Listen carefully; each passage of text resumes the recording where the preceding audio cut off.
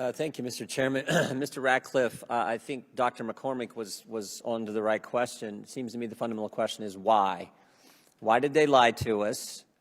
And why is it taking so long? You point this out in your testimony. Why is it taking so long for every government agency to admit what we all know? Because belief in a lab leak as the origin of, as the start of this, is not a conspiracy theory, is it, Mr. Ratcliffe? No.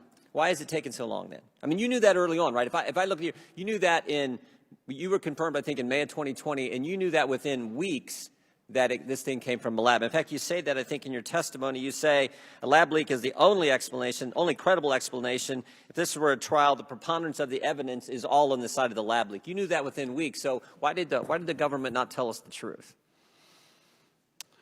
Well, I think, you know, when you look at the intelligence community report that the Biden administration put out in October of 21, they acknowledge that China's refusal to cooperate, but the report in any way ignores what I think is the inescapable fact and reality that if the CCP had anything exculpatory, anything at all, anything that would be helpful to showing that no one was to blame for this, right, that this occurred naturally, that they would share that. And you know, why not share data, samples, research, everything that tends to show that they had access to, that would tend to show that this was naturally occurring and tend to show that lab leak theory really was a conspiracy theory. But they didn't do that because they couldn't do that. And to me, that's why making an assessment with some level of confidence is something that should have been done a long time ago by the intelligence community. Yeah, we need to protect sources and methods. It's why Mike Pompeo and I labored over how much of this can we put out, hoping that it would drive the next administration coming in to declassify more information, which they haven't, and would drive congressional hearings into the origins of this, which it didn't. Here's what gets me. So the Director of National Intelligence knew this thing came from a lab. The Secretary of State knew this thing came from a lab. Common sense tells you this thing came from a lab. And frankly, even the guys who called us names knew it came from a lab because we have their emails. We have their emails from the start. Mr. Gary says, I don't know how this happens in nature. It'd be easy to do in a lab. Mr. Anderson says, this is not consistent with evolutionary. Everyone knew at the get-go. You knew at the get-go. And yet, they tell us just the opposite. Why? Well, you left out the top public health official, a virologist, Dr. Redfield. Dr. Redfield knew. He's testified, yes. Also testified. So you did. You had the top diplomat, the top of the intelligence community, the top public health official, all telling you with some confidence level that the most likely origin of this was a lab leak. And I think that, you know, unfortunately for political reasons and political narratives, it was difficult. So did you talk with Dr. Fauci during this time frame when you get in May and over the next several months? Did you talk to Dr. Fauci anytime? No. Never spoke with Dr. Fauci? No. Do you find that strange when he's out saying something directly contrary to the Secretary of State, to the Director of National Intelligence, and to the top virologist, Dr. Redfield, that Dr. Fauci wouldn't talk with you? Yeah, to be clear, there were folks within the coronavirus task force that were communicating, you know, medical and scientific information to the intelligence community, not me directly, but none of that information was frankly consistent with what we've talked about, what the intelligence showed. Again, some of those individuals, to include Dr. Fauci, were promoting the idea that this was natural origins, and notwithstanding you know, the language that was read, they were referring to it publicly as a conspiracy theory in certain conversations. Dr. Collins called us conspiracy theorists if you believed in the lab as the origin.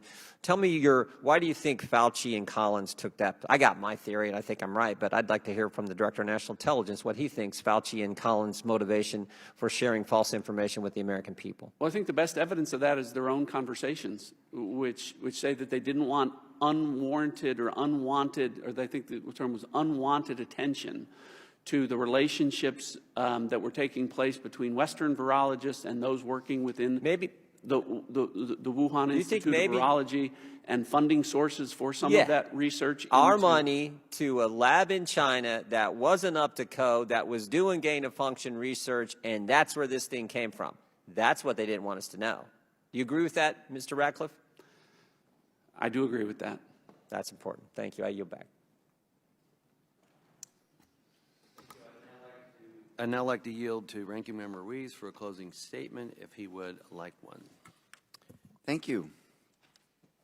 As I have said since the Select Subcommittee's first hearing, our efforts to understand the origins of the COVID-19 pandemic should remain evidence-based and free from politicization, partisan rhetoric, and conspiratorial accusations without proof that seek to vilify our nation's public health officials. We should not politicize intelligence and turn the origins questions into a partisan blame game. Instead, we must let our nation's scientists and intelligence professionals do the work necessary to promote our understanding of the pandemic origins without political interference. And while the experts work to determine how the coronavirus came to be, we should focus on putting people over politics. We should develop forward-looking, evidence-based policies that will keep the American people safe from future pandemics. And we should take an intelligent, strategic approach to competition with China and the challenges posed by the Chinese Communist Party. Instead of fanning the flames of extreme rhetoric, we should build on the progress we made over the past 2 years under President Biden to ensure America's interests flourish domestically and abroad. Now, more than ever, we must double down on our commitment to scientific integrity and put the needs of the American people above political theater. Let's reject extreme partisan rhetoric and work together to save lives. The American people deserve nothing less. Thank you, Mr. Chairman. I yield back. Thank you.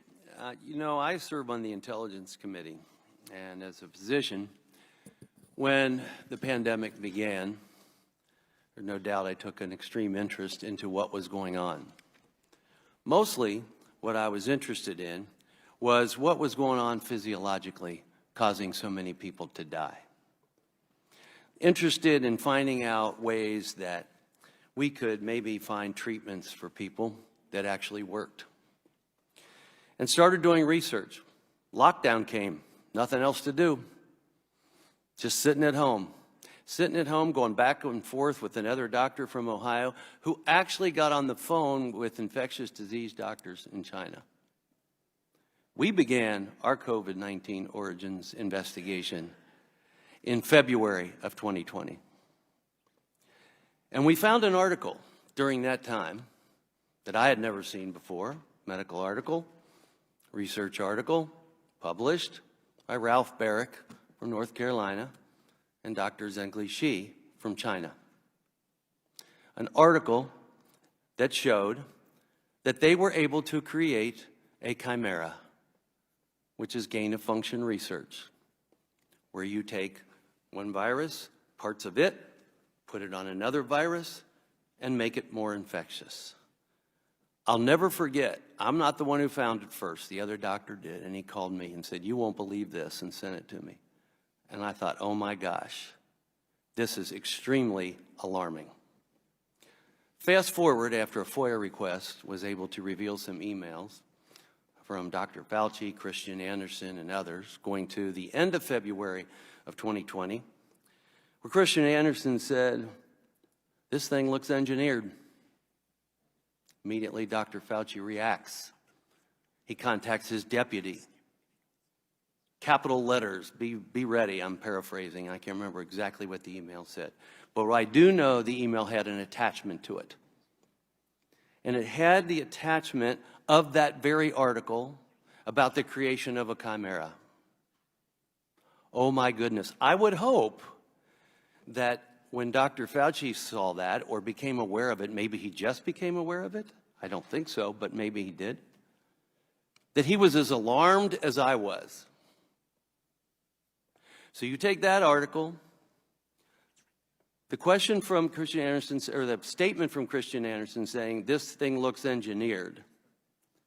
And what does this very group do within weeks?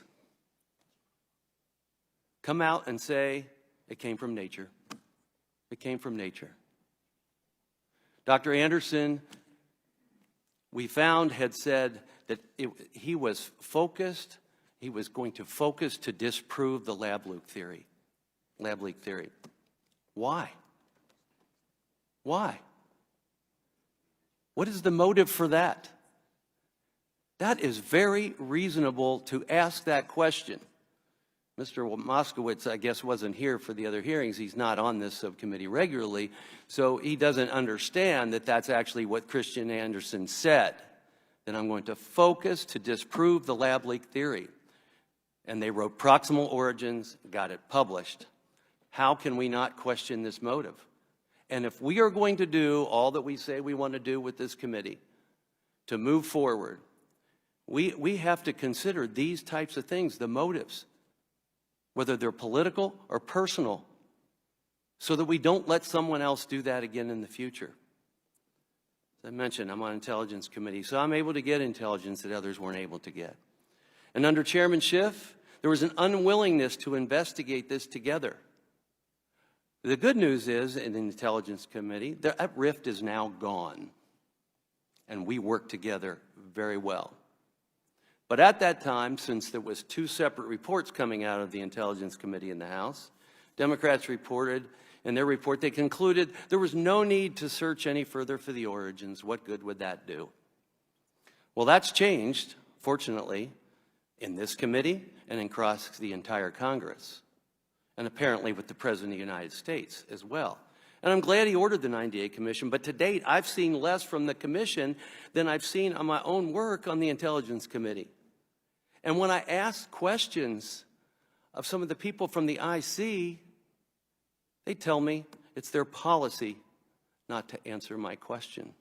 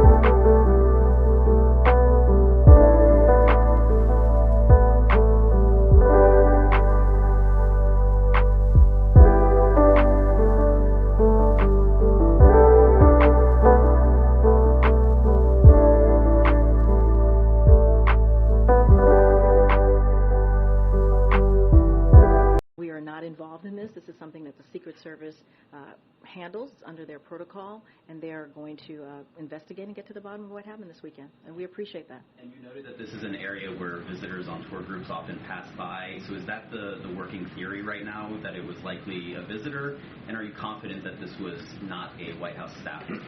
There is investigation. They're going to get to the bottom of this. What I wanted to be very clear is that this is a heavily traveled, to be more accurate, area of the campus of the White House, and it is where visitors to the West Wing come through. This is the part where they come through when it comes to coming to the West Wing. I just don't have anything else. I'm not going to speculate on who it was, but just wanted to make that very clear and give you all a little bit more information. I believe the Secret Service is also sharing this as well. Thanks. And then on another topic, among the 12 Palestinians who were killed in the Jenin operation carried out by Israel, before or under the age of 18. Israel says that all of the Palestinians who were killed were combatants. Does the White House have an assessment of whether they were indeed all combatants or whether any civilians were killed? So here's what I'll say. You know, we, as you all know, and we have said this many times, we support certainly Israel's security and right to defend its people against Hamas, Palestinian Islamic Jihad, and other terrorist groups. It is imperative to take all possible steps to protect civilians from harm, and measures need to be taken to improve the humanitarian situation on the ground and restore critical services like electricity and water to the civilian population. So don't have anything more to share beyond that, but certainly we are monitoring things very closely.